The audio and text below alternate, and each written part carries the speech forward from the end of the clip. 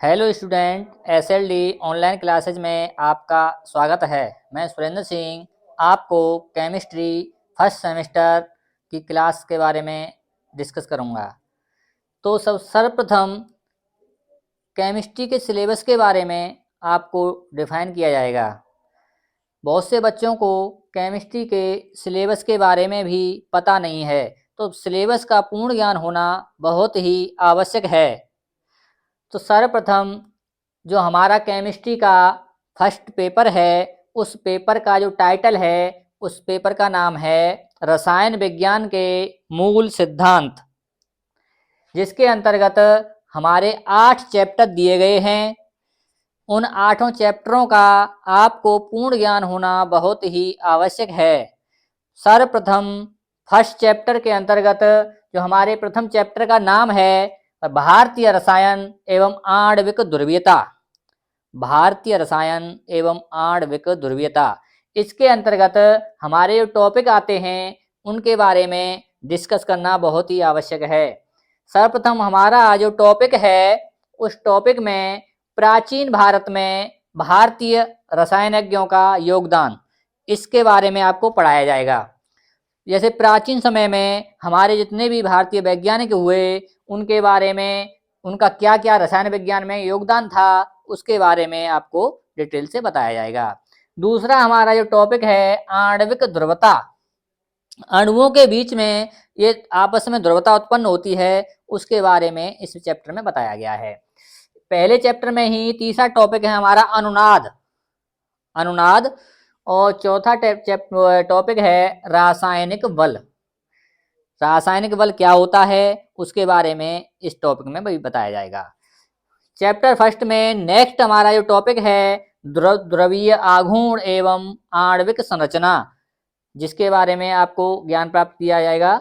और इसमें हमारा जो लास्ट टॉपिक है, उसमें हाइड्रोजन बंध के बारे में पूर्ण ज्ञान दिया जाएगा कि हाइड्रोजन बंध क्या होता है, हाइड्रोजन बंध किस किस में पाया जाता है। ये सब हमारा चैप्टर फर्स्ट फिनिश हो जाता है। ठीक उसी प्रकार से चैप्टर 2 स्टार्ट किया जाएगा, जिसमें दूसरे चैप्टर का नाम है अणुओं के सरल बंध सिद्धांत। इसके अंतर्गत भी कुछ मुख्य टॉपिक हैं जो बोर्ड परीक्षाओं में आपके लिए बहुत ही आवश्यक हैं। पहला टॉपिक है रासायनिक बंध यानी केमिकल बॉन्ड। दूसरा टॉपिक है बहुआबंध, बंध कैसे बनते हैं, एक से अधिक प्रकार के बंध कैसे बनते हैं, उनके बारे में आपको डिटेल में बताया जाएगा। तीसरा टॉपिक है अणुओं के सरल बंध सिद्धांत, और इसमें अणुओं के जो सरल बंध सिद्धांत हैं, इसके अंतर्गत हमारे कौन कौन से सिद्धांत हैं, उनके बारे में आपको डिटेल में बताया जाएगा। इसमें मुख्य रूप से बीवीटी यानी बैलेंस बॉन्ड थ्योरी, बेस्पर सिद्धांत, और तुम्हारा मोट यानी एमओटी मॉलिक्यूल आणविक थ्योरी, इन सिद्धांतों के बारे में आपको डिटेल में बताया जाएगा। इसके आगे हमारा जो थर्ड चैप्टर है, उस चैप्टर के अंतर्गत परमाणुओं के आवर्ती गुण, चैप्टर का नाम है तीसरे का परमाणुओं के आवर्ती गुण। इसके अंतर्गत हमारी आवर्त सारणी है, आवर्त सारणी के बारे में डिटेल में बताया जाएगा। इसमें पहला जो टॉपिक है एस ब्लॉक के तत्व और पी ब्लॉक के तत्व कौन कौन से होते हैं, उनके बारे में आपको बताया जाएगा। नेक्स्ट टॉपिक है प्रभावी नाभिकीय आवेश, कौन कौन से आवेश पाए जाते हैं अणुओं परमाणुओं के बीच में, उनके बारे में डिटेल में बताया जाएगा। अगला तो हमारा नेक्स्ट टॉपिक है परमाणु और आयनिक त्रिज्या। आवर्त सारणी के अंतर्गत कब परमाणु त्रिज्या बढ़ती है, कब आयनिक त्रिज्या बढ़ती है, उस सब के बारे में भी डिटेल में बताया जाएगा। इसी चैप्टर के अंतर्गत जो हमारा चौथा है टॉपिक, वो है विद्युत ऋणात्मकता, यानी विद्युत ऋणात्मकता क्या होती है, आवर्त सारणी में कब ये बढ़ती है, कब घटती है, इसके बारे में डिटेल में बताया जाएगा। चौथा जो चैप्टर है हमारा, इसी के अंतर्गत उस चैप्टर का नाम है कार्बनिक रसायन के मूल तत्वों का सार, कार्बनिक रसायन के मूल तत्वों का सार। इसके अंतर्गत जो हमारे टॉपिक हैं, वो टॉपिक, पहला जो टॉपिक है कार्बनिक यौगिक का नामकरण, यानी कार्बनिक यौगिक जितने भी हैं उनके नामकरण किया जाएगा। कैसे किया जाता है उसके बारे में डिटेल से बताया जाएगा आपको। इसी के आगे अगला जो टॉपिक है संकरण यानी हाइब्रिडेशन, संकरण के बारे में आपको बताया जाएगा। इसी के अंतर्गत चौथे चैप्टर में ही अब हमारा अगला टॉपिक है इलेक्ट्रॉनिक विस्थापन। इलेक्ट्रॉनिक विस्थापन के बारे में भी आपको बताया जाएगा। ऐसे ही हमारे जो 4 चैप्टर यहाँ पे पूर्ण होते हैं। अगला जो 5वां हमारा चैप्टर है उस चैप्टर का नाम है कार्बनिक अभिक्रियाओं की क्रियाविधि। कार्बनिक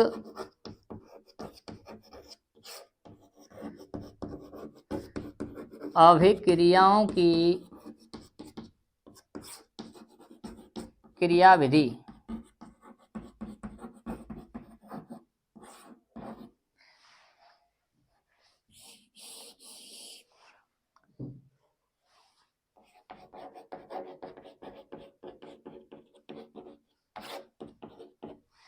इसके अंतर्गत जो हमें टॉपिक पढ़ने हैं उसमें सर्वप्रथम पहला टॉपिक है हमारा कार्बनिक अभिक्रियाओं की क्रियाविधि। कार्बनिक अभिक्रियाओं की क्रियाविधि।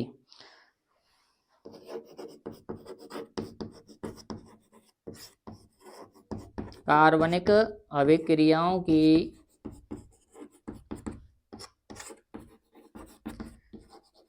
क्रियाविधि।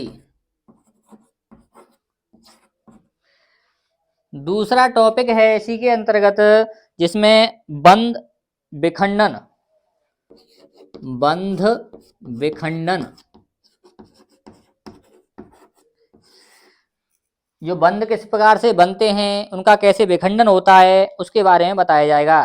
तीसरा टॉपिक इसी चैप्टर के अंतर्गत आता है अभिकर्मक। अभिकर्मक, अभिकर्मक क्या होता है, प्रयोगशाला में इसका कैसे उपयोग किया जाता है उसके बारे में आपको बताया जाएगा।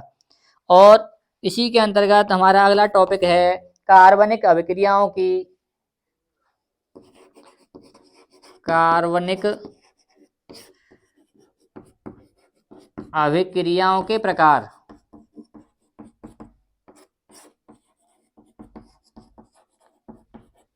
कौन कौन सी कार्बनिक अभिक्रियाएं होती हैं उनके बारे में आपको बताया जाएगा। इस तरह से ये हमारा 5वां चैप्टर समाप्त होता है। सभी स्टूडेंट स्क्रीनशॉट ले सकते हैं। इसी के आगे हमारा जो 6ठा चैप्टर है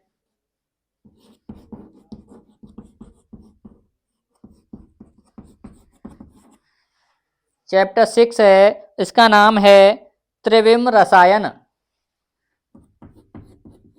त्रिविम रसायन। इसके अंतर्गत हमारे जो टॉपिक हैं मुख्य चीज है इसमें समावयवता। त्रिविम रसायन के अंतर्गत जो हमारा पहला टॉपिक है समावयवता यानी कि आइसोमरिज्म। आइसोमरिज्म, समावयवता यानी एक दूसरे के कौन कौन से कितने समावयवी होते हैं, कौन कौन से समावयवी हैं उनके बारे में बताया जाएगा। इसी के अंतर्गत समावयवता के प्रकार आएंगे इसमें, जैसे प्रकाशिक समावयवता है,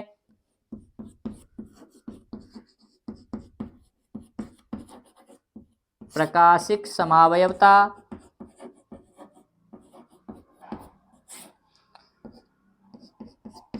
और ज्यामितीय समावयवता। ज्यामितीय समावयवता।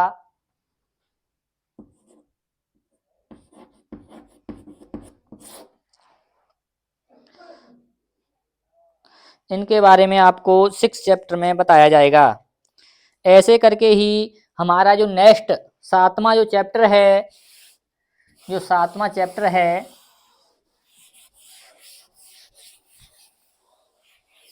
उसके बारे में भी आपको बताया जाएगा।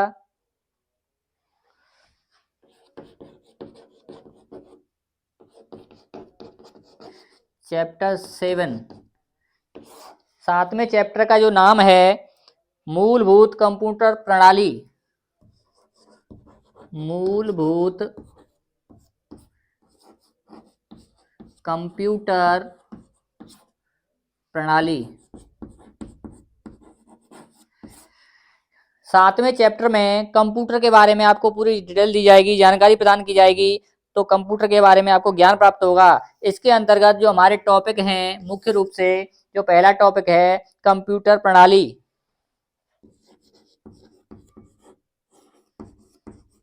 कंप्यूटर प्रणाली। दूसरा जो टॉपिक है हार्डवेयर एवं सॉफ्टवेयर। हार्डवेयर एवं सॉफ्टवेयर।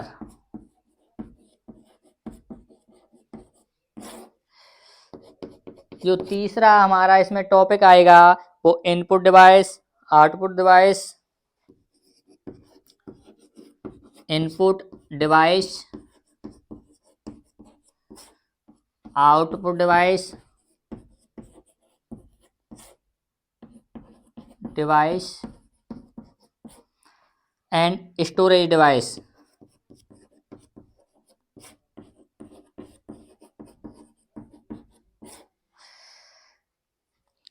अगला ये कंप्यूटर से संबंधित है, हमारा अगला टॉपिक है, इसमें सीपीयू के बारे में आपको बताया जाएगा। सीपीयू क्या होता है। हमारा 5वां जो टॉपिक है संख्या प्रणाली, कंप्यूटर कोड। संख्या प्रणाली,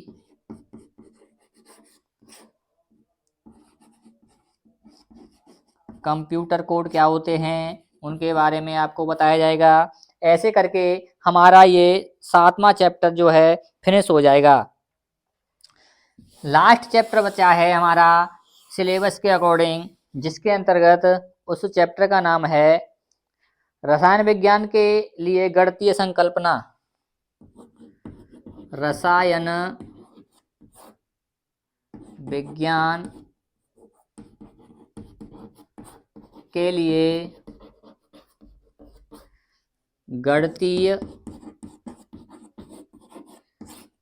संकल्पना।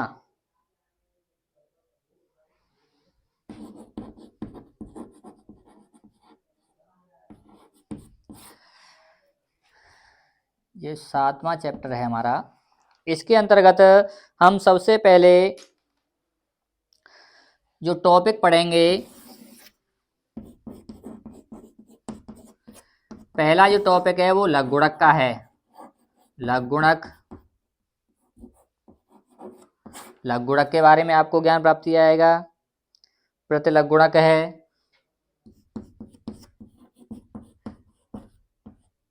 प्रतिलघुगुणक।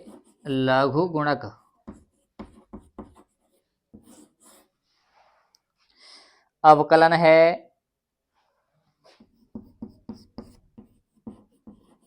अवकलन, आंशिक अवकलन,